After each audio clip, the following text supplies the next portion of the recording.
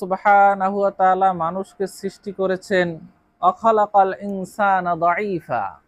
আল্লাহ সুবহানাহু ওয়া তাআলা বলেছেন মানুষকে খুব দুর্বল করে সৃষ্টি করা হয়েছে। আপনি খেয়াল করে দেখবেন, যখন আপনি এই যে মসজিদে আছেন, আপনার মনে কিন্তু কোনো খারাপ চিন্তা বা কোনো খারাপ কাজ করার চিন্তা, কোনো কুমতলব কারো নেই। এটা স্বাভাবিকভাবে কারো কিন্তু এখনো খারাপ কোনো চিন্তা এখন আসে না, কারণ আমরা ইমানি পরিবেশে আছি, ইমানি একটা হালতে আছি, আল্লাহর জিকিরের মজলিসে আছি।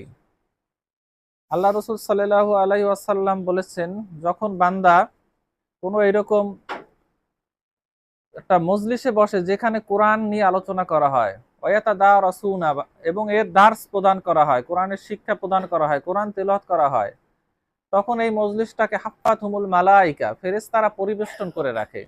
অনাজালাতুহুমুস সাকিনা, সেই জামাতটার উপর সাকিনা নাজিল হয়, আল্লাহর পক্ষ থেকে শান্তি নাজিল হয়, ফেরেশতারা পরিবেষ্টন করে রাখে, এবং আল্লাহ সুবহানাহু ওয়া তাআলা এর চেয়ে উত্তম সমাবেশে তাদেরকে স্মরণ করে।